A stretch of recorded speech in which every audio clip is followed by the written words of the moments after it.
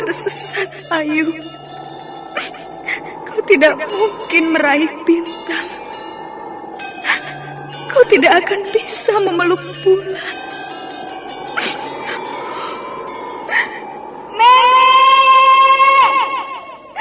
Nenek Raga Runting! Ayu!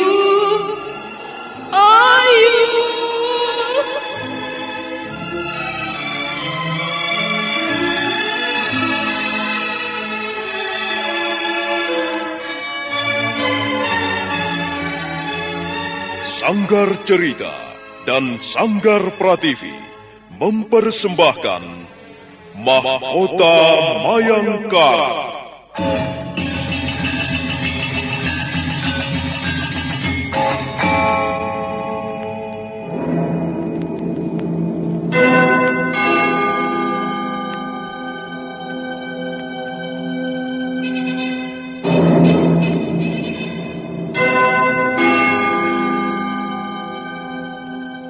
Cerita ini lanjutan dari Tutur Tinular.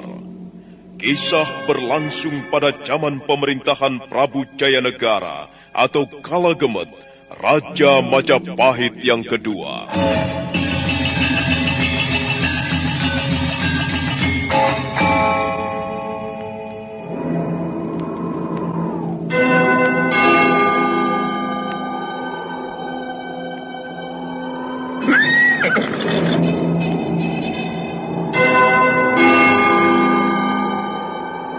Bukan lagi Raja Majapahit. Akulah raja. Akulah yang berkuasa. Ayo, obrak-abrik desa Ganding. Tangkap Jayanegara. Tangkap Jayanegara.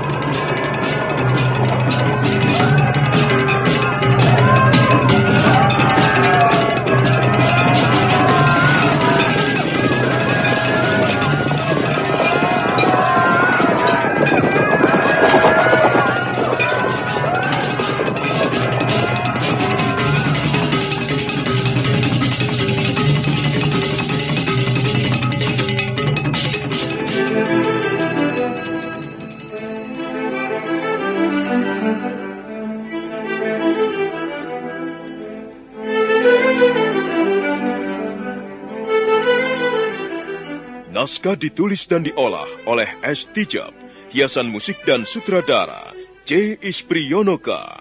Kali ini mengetengahkan episode ke-12 dengan judul Tiga Kuntum Bunga di Tengah Rakyat Jelata.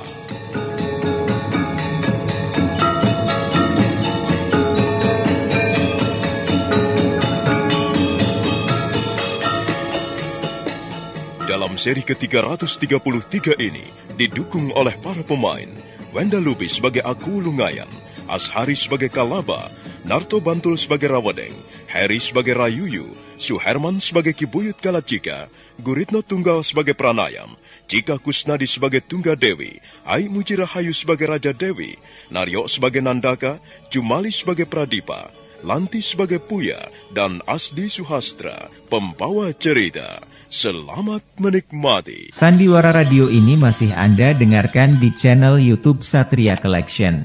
Jangan lupa tekan tombol like dan subscribe.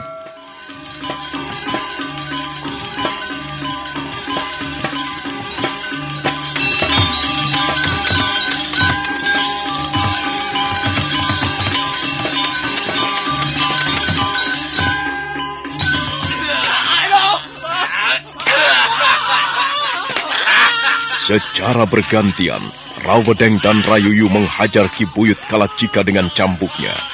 Setiap kali ujung cambuk menggeletar, Kibuyut Kalacika berkelojotan sambil mengerang menahan rasa sakit. Kalaba tidak sampai hati melihat orang tuanya disiksa. Tiba-tiba Kalaba melompat, seorang prajurit Majapahit lengah. Kalaba dapat menyerobot pedangnya. Awas Tuan! Awas!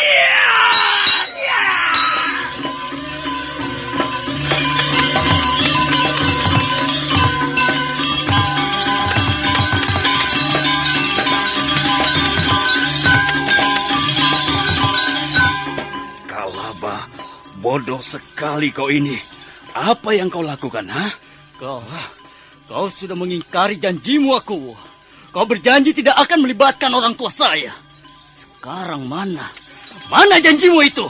Kau melihat sendiri, Kalaba. Orang tuamu juga yang salah. Mengapa dia keras kepala?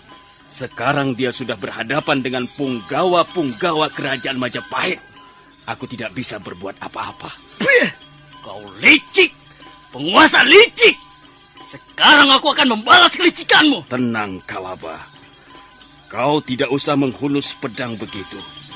Kau tidak mungkin melawan kami. Aku tidak peduli. Sekalipun jumlah kalian banyak, aku tidak peduli. Aku tidak senang orang tuaku disiksa seperti binatang. Kau harus tahu keadaanmu, Kalaba. Kau harus tahu kau ini siapa dan kami ini siapa. Awas, aku tidak main-main. Berani mendekat, pedang ini akan menumpahkan darah. Menyebalkan sekali pemuda desa itu. Biar ku hajar sekalian. Tidak usah, Rayuyu. Aku tidak yakin apakah dia mempunyai cukup keberanian untuk mengayunkan pedangnya. Prajurit-prajurit biadab. Kau tidak bisa berlaku sewenang-wenang kepada kami. Orang-orang desa yang lemah dan tidak berdaya. Aku tidak terima. Aku tidak terima.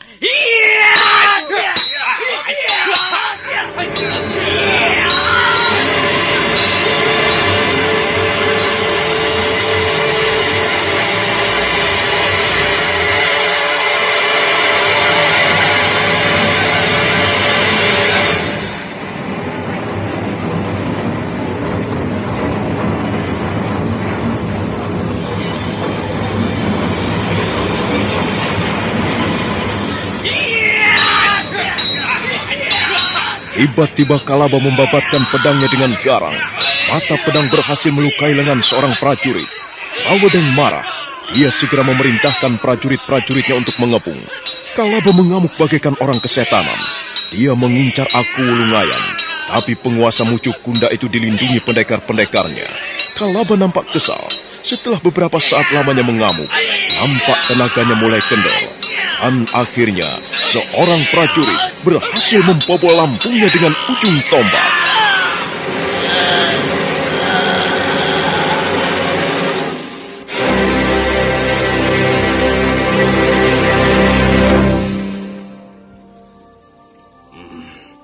Sungguh malang nasib pemuda tolol ini.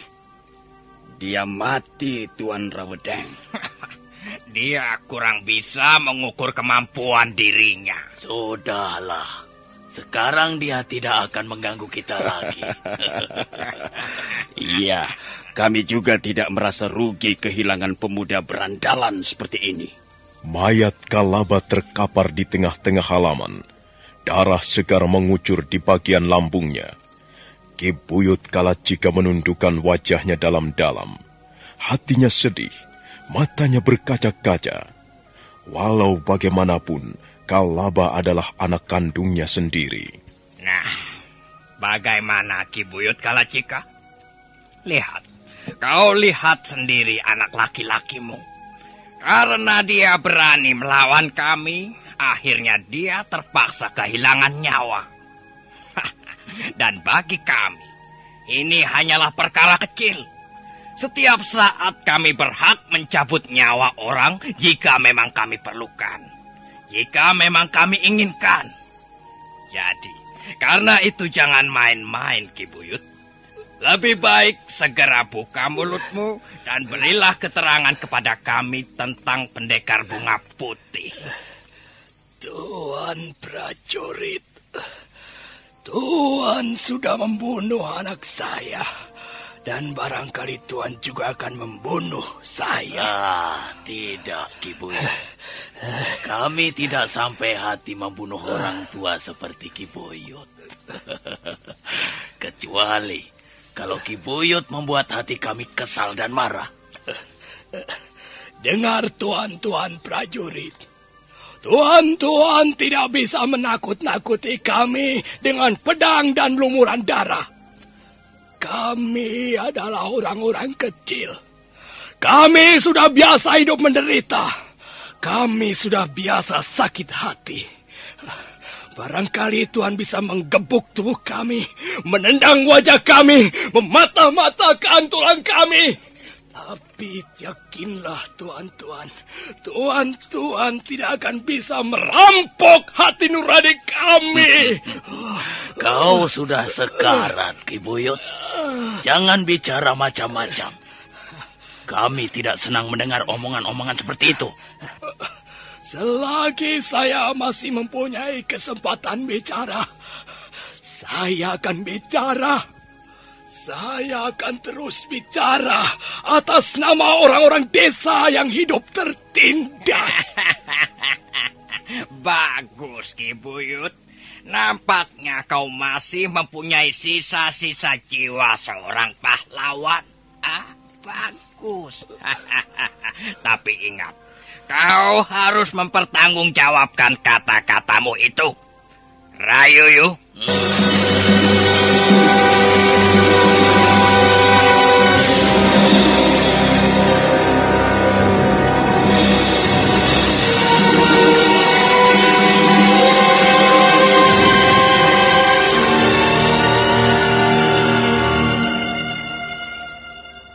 Rayuyu tahu apa yang dimaksudkan Rawadeng.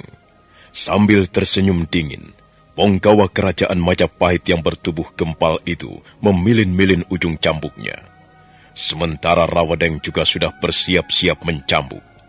Dan akhirnya, Ki Buyut Kalacika kembali menggelepar kesakitan.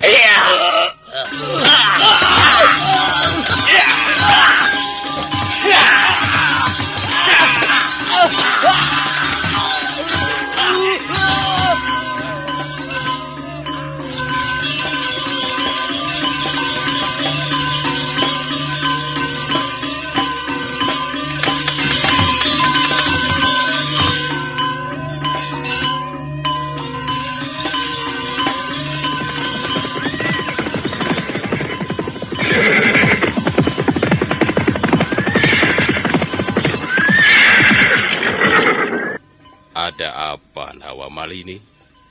Sepertinya ada sesuatu yang mengganggu pikiranmu. Apakah uang hasil rampokan itu sudah dibagi-bagikan dengan baik, Paman Pranayam? Ya, sepertinya pembagian itu sudah cukup adil, Nawamalini. Kakak Nawamalini, semua uang kepeng sudah habis disebar di halaman rumah warga desa. Dan tidak ada lagi yang tersisa. Kalau kakak belum puas, tanyakan saja pada Nandaka ataupun Pradipa. Jangan khawatir, Nawamalini. Kami sudah membagi-bagikan uang kepeng itu dengan adil dan merata. Iya, pokoknya warga desa yang tergolong miskin dan sengsara, semuanya kebagian. Itu sudah kami atur dengan baik, Nawamalini. Kalau begitu baiklah. Kali ini pun kita berhasil menjalankan tugas dengan baik. Dan semua ini berkat kemurahan hati para dewa. Kau kelihatan gelisah, Nawamalini. Ada apa? Entahlah, Paman. Hati saya tidak enak.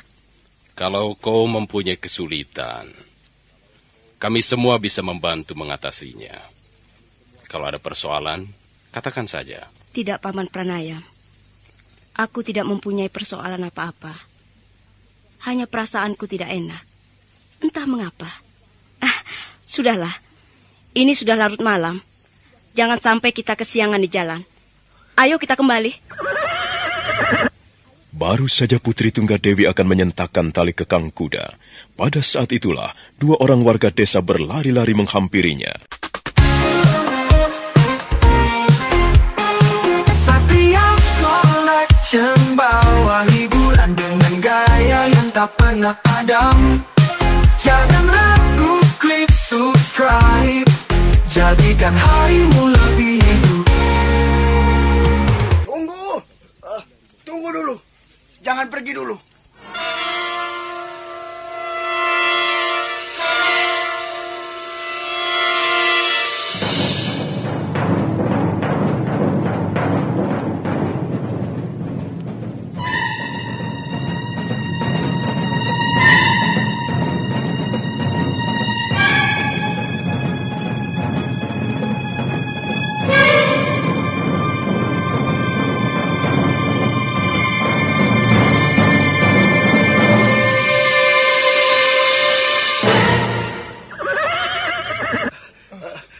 dulu.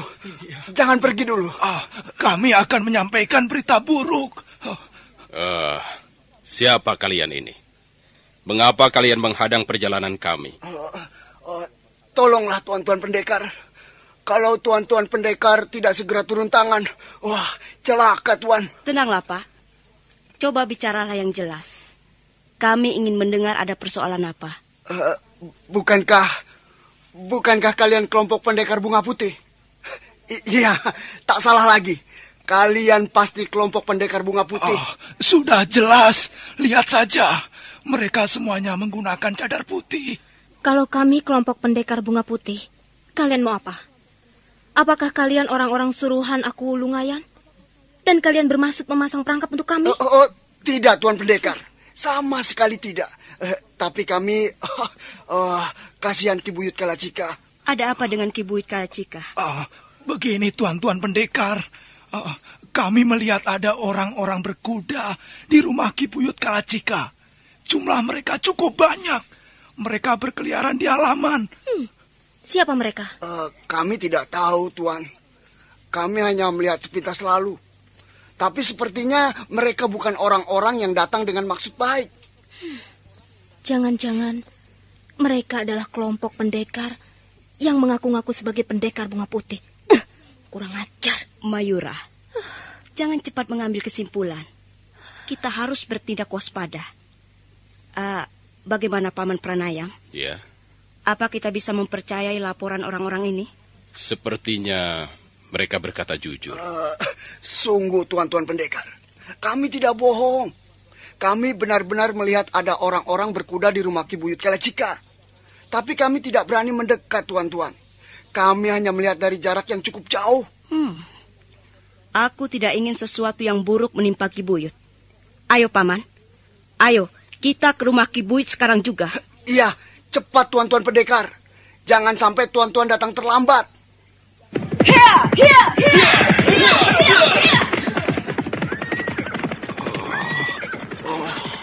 Syukurlah. Ya. Untung kita bertemu dengan perampok-perampok yang berhati baik itu. Tapi belum tentu mereka dapat menyelamatkan Ki Buyut. Kalau ternyata yang datang prajurit-prajurit Majapahit, mereka bisa berbuat apa? Belum tentu prajurit-prajurit Majapahit yang datang. Mungkin saja perampok-perampok yang lain. Atau mungkin saja ada sekelompok orang yang tidak senang hadirnya pendekar bunga putih di tengah-tengah rakyat jelata. Soalnya dia merasa dirugikan. Sudahlah. Mudah-mudahan saja para dewa senantiasa melindungi pendekar bunga putih.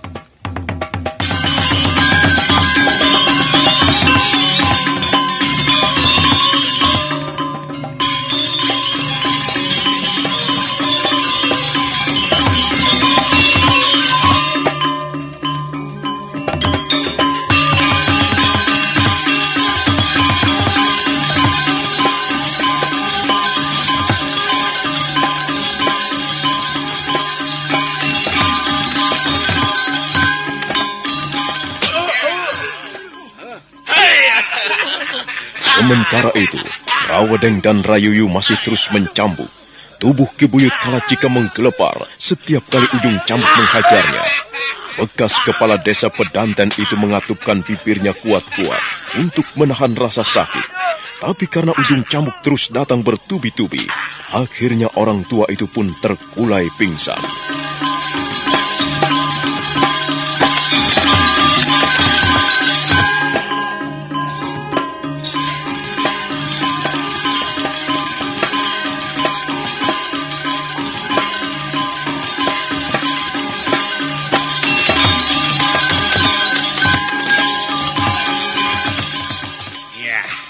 Cukup, Rayuyu. Dia sudah tidak berdaya lagi. Tua bangka mau berlaku sombong. Lihat saja, dia sudah sekarat. Iya, itulah upahnya orang-orang yang kurang berpikir sehat. Tuan-tuan telah berlaku sangat bijaksana. Kalau orang seperti Ki Buyut Kalacika tidak diperlakukan dengan keras, maka sikapnya bisa menulari orang lain. kewibawaan memang perlu ditegakkan dengan keras. Tindakan tuan-tuan sungguh tepat. Rumah itu harus segera digeledah. Prajurit, kalian berlima masuk ke pondok. Geledah pondok itu. Jangan-jangan masih ada orang yang bersembunyi di dalam. 5 orang prajurit Majapahit berlompatan naik ke serambi pondok. Sebentar kemudian mereka sudah kembali lagi menyeret tubuh Buya. Gadis itu berusaha meronta-ronta. Ayo! Lepaskan aku! Aku tidak tahu apa-apa. Siapa perempuan itu? Entahlah, Tuan. Kami menangkapnya di ruang bilik. Dia berusaha melawan, Tuan. Dia berusaha melarikan diri dari pintu belakang. Tapi kami berhasil meringkusnya. Ayo, Lepaskan aku! Kalian mau apa? Kalian ini siapa? Kau juga anggota keluarga Ki Buyut Kalacika, ha? Iya, aku keponakan Ki Buyut Kalacika. Lepaskan. Apa benar rumah Ki Buyut Kalacika selama ini menjadi tempat persembunyian pendekar bunga putih, ha? Entahlah, aku tidak tahu.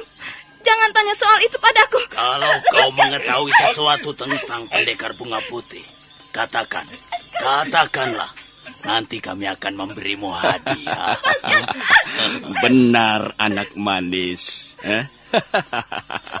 Tuan Rawedeng ini seorang punggawa kerajaan yang murah hati. Kecuali tentu saja kalau kau membuat beliau kesal. Jangan sampai begitu, anak manis. Katakan saja kalau memang kau tahu soal pendekar bunga putih. Entahlah, aku tidak tahu apa-apa. Aku hanya pernah mendengar dari orang-orang. Katanya, kelompok pendekar bunga putih seringkali merampok saudagar-saudagar kaya. Apa benar begitu?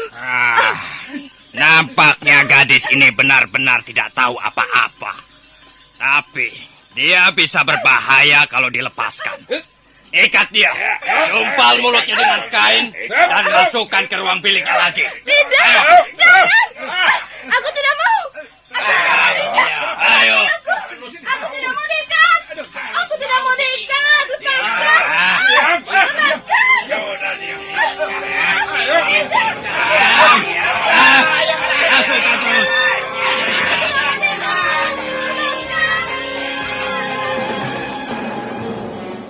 Sandiwara Radio ini masih Anda dengarkan di channel YouTube Satria Collection. Jangan lupa tekan tombol like dan subscribe.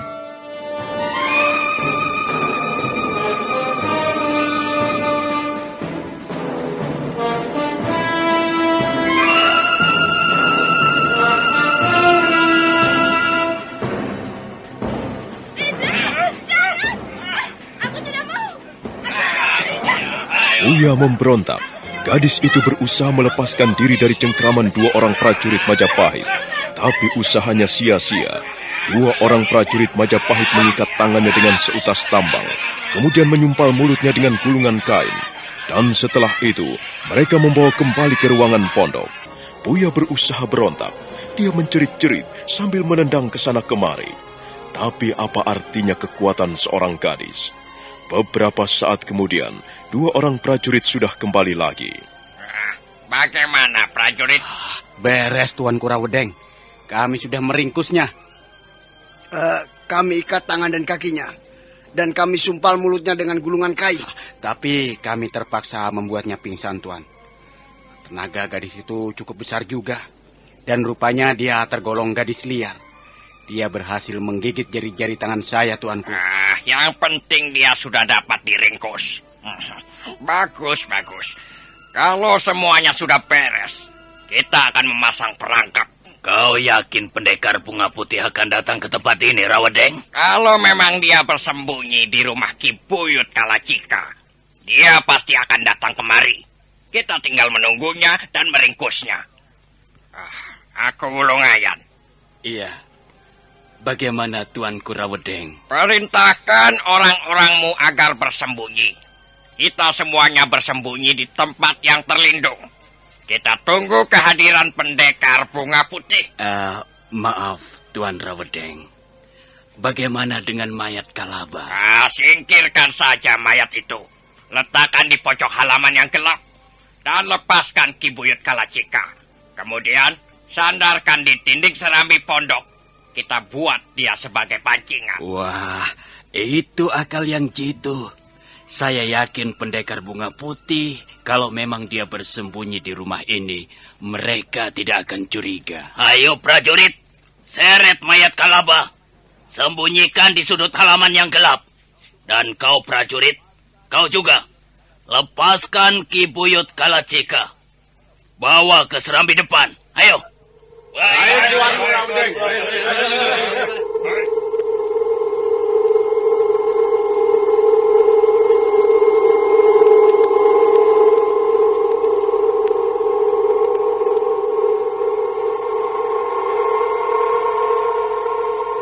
Beberapa orang prajurit Majapahit bekerja dengan sigap.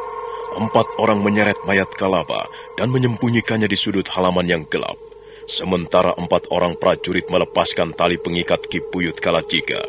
Selanjutnya mereka membawa Ki Buyut ke serambi pondok dan mendudukkannya bersandar pada dinding pondok.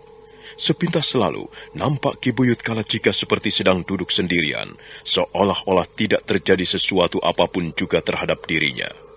Dan setelah semuanya selesai dikerjakan, Rawedeng memerintahkan agar prajurit-prajuritnya bersembunyi di suatu tempat.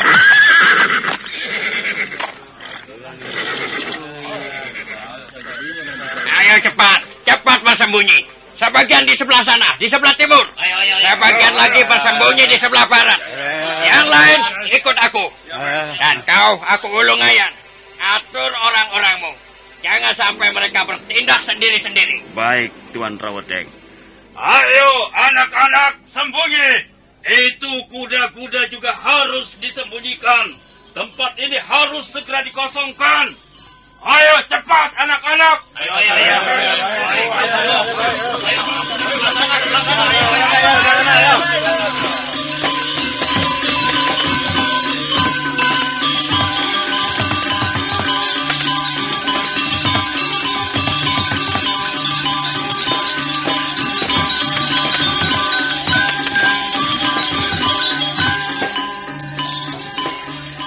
Suasana di pondok Ki Buyut Kalacika seketika menjadi sunyi lengang.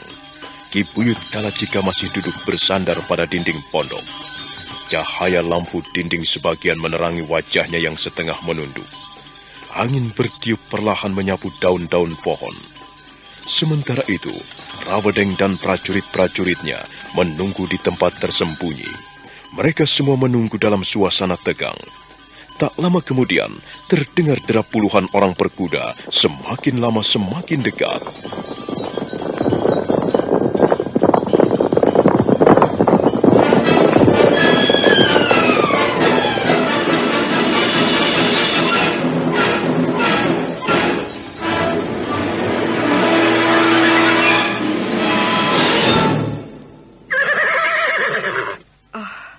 Sepertinya tidak terjadi apa-apa. Lihat, Paman. Rupanya Ki Buyut Kalacika belum tidur. Tapi nampaknya dia sudah mengantuk, Kakak Nawamalini. Mungkin orang-orang berkuda itu sudah pergi. Jangan turun dulu dari kudamu, Mayura. Biarlah Nandaka dan Pradipa memeriksa sekitar tempat ini.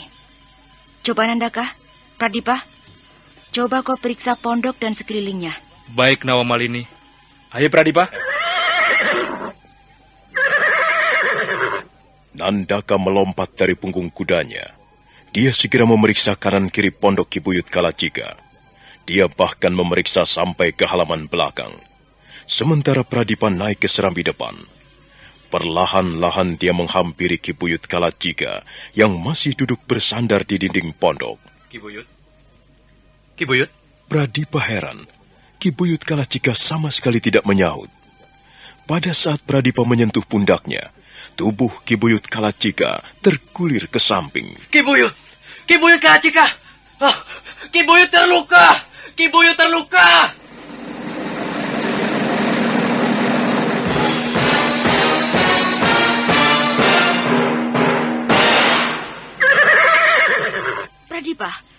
Ada apa dengan Ki Buyut?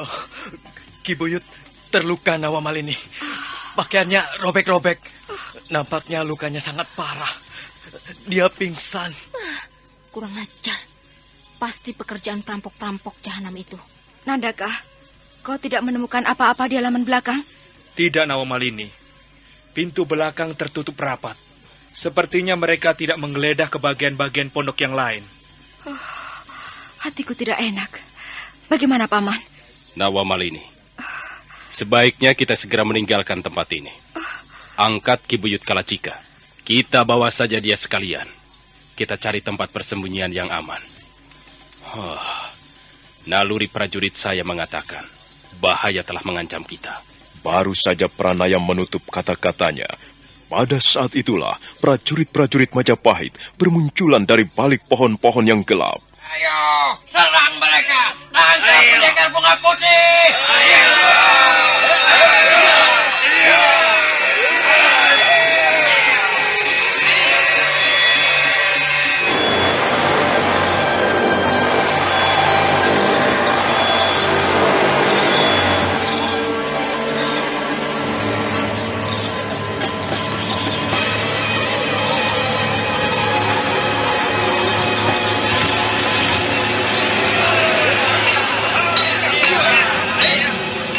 Seketika halaman rumah Ki Buyut Kalacika menjadi ajang pertempuran sengit. Kelompok pendekar bunga putih berusaha memberikan perlawanan dengan gigih. Sementara itu, Rawedeng dan prajurit-prajuritnya dibantu pendekar-pendekar bayaran Akuwulungayan langsung menggebrak lawan-lawannya. Putri Tunggadewi, Putri Raja Dewi dan Pranayam mengamuk dengan senjatanya masing-masing. Demikian pula Nandaka dan Pradipa tidak mau ketinggalan. Mereka berhasil merobohkan beberapa orang prajurit. Pranayam segera menyadari bahwa mereka tidak mungkin mampu bertahan lebih lama. Pranayam memberikan isyarat kepada Putri Tunggadewi. Awas! Mereka lari! Tahan! Tahan! Ayo! Tahan mereka! Jangan diantar mereka!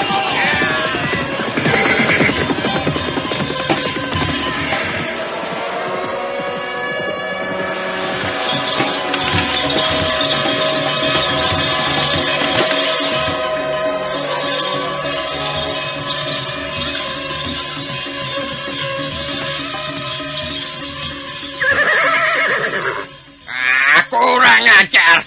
Aku sudah berkata apa? Jangan biarkan mereka lolos. Lebih baik kita kejar mereka, Rawedeng. Tak ada perlunya kita lama-lama di sini. Gagal. Kita gagal lagi. Ayo cepat prajurit. Naik ke atas kuda. Kejar mereka. Ayo. Prajurit-prajurit Majapahit buru-buru naik ke atas kudanya masing-masing. Demikian pula Akuwulungayan dan pendekar-pendekar bayarannya.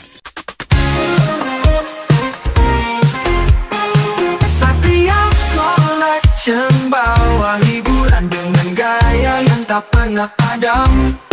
Jangan ragu, klik subscribe. Jadikan harimu lebih hidup. Sebelum pergi, Akuwulungayan melemparkan obor ke atap pondok kediaman Ki Buyut Kalacika. Nyala obor segera menyambar ke sana kemari.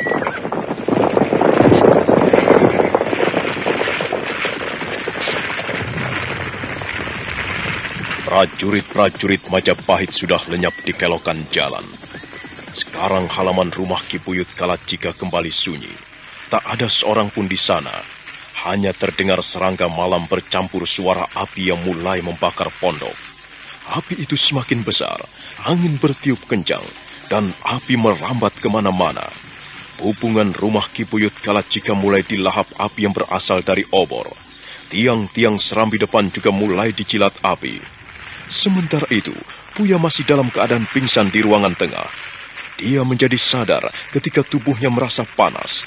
Api sudah mulai membakar atap ruangan tengah. Puya terkejut ketika melihat api di atas ruangan tengah. Dia segera tahu apa yang terjadi. Puya berusaha mengeluarkan gulungan kain yang menyumpal mulutnya. Gadis itu menggerakkan tubuhnya ke sana kemari, berusaha melepaskan ikatan di bagian tangan dan kaki. Sementara api semakin besar dan semakin besar.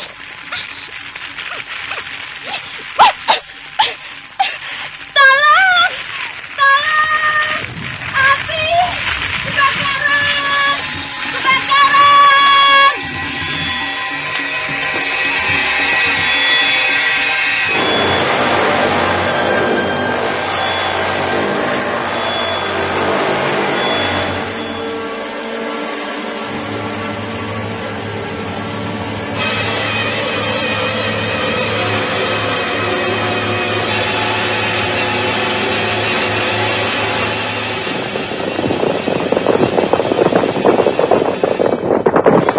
Sementara itu, Rawedeng dan prajurit-prajuritnya masih terus berusaha mengejar. Mereka berkuda menyusuri gelapnya malam. Beberapa orang di antara mereka mengacung-acungkan obor ke udara. Lihat, itu mereka. Ayo cepat kejar. Ayo.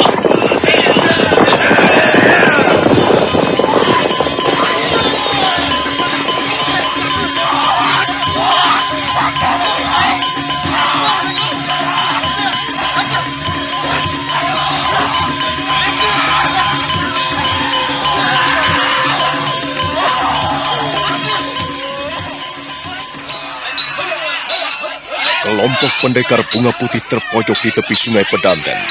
Rawedeng dan prajurit-prajuritnya berhasil mengejar mereka. Akhirnya kembali terjadi pertarungan sengit.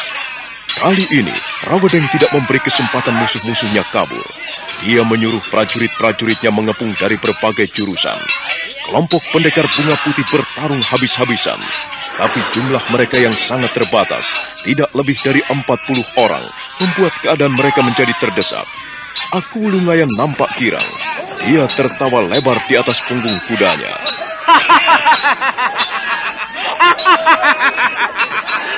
Mampus kau pendekar bunga putih.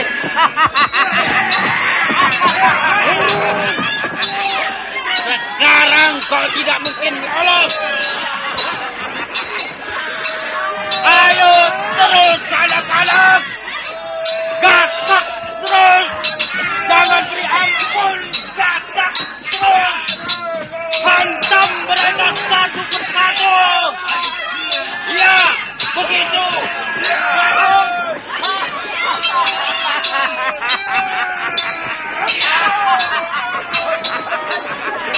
Malam ini amatlah riwayat pendekar bunga putih.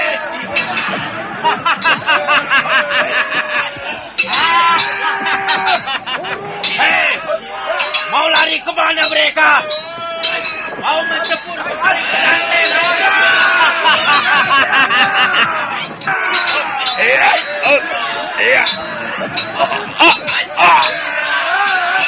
Aku Lungayan tersentak. Seketika tertawanya berhenti. Wajahnya menjadi tegang. Sementara kedua belah tangannya mencengkram gagang tombak. Ujung tombak nyasar itu telah melopangi perutnya yang gendut. Aku Lungayan berusaha untuk tetap duduk di atas punggung kuda.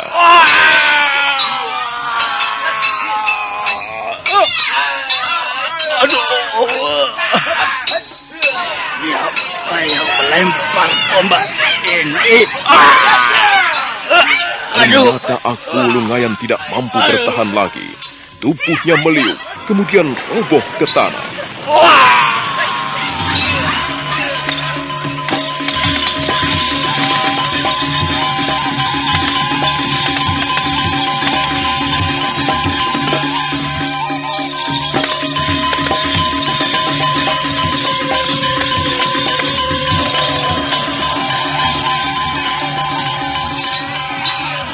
Pertarungan masih berlangsung sengit.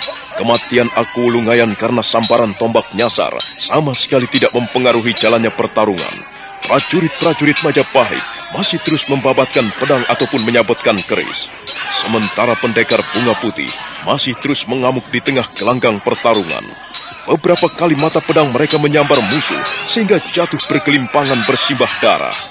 Tak jauh dari gelanggang pertarungan, di balik sebongkah batu, sepasang mata mengintai pertarungan itu dari tempat tersembunyi. Pendekar bunga putih. Baru malam ini aku berhasil menemukan mereka. Pendekar bunga putih. Aku akan mencoba ketangguhan mereka. Sebuah bayangan berkelebat melompati sebongkah batu. Bayangan berpakaian serba putih dan bercadar putih langsung menyerang Putri Tunggadewi. Putri Tunggadewi terkejut, tapi dia terpaksa melayani serangan lawan yang datang dengan tiba-tiba. Ayo pendekar bunga putih, kita bertarung.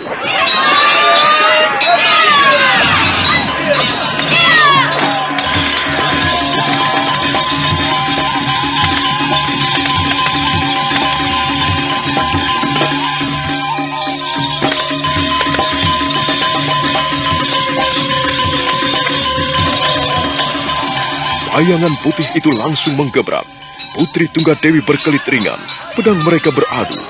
Putri Tunggadewi membalikkan tubuhnya, tapi bayangan itu tidak memberi kesempatan. Dia terus menerjang dengan garang. Pertarungan berlangsung dengan alot. Putri Tunggadewi terdesak, dan akhirnya pertarungan mereka bergeser semakin lama semakin jauh.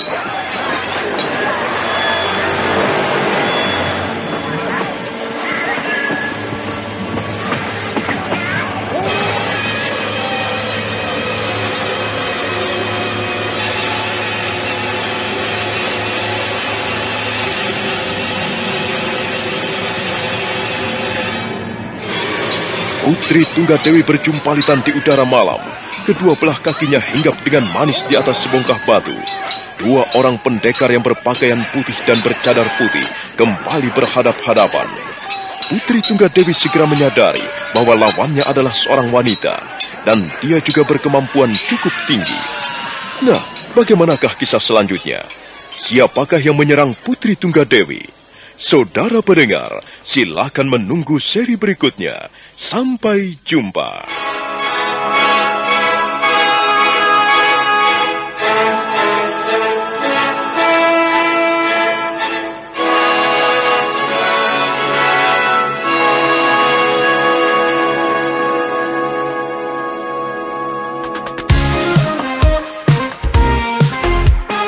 Satria Collection bawa hiburan dengan gaya yang tak pernah padam. Jangan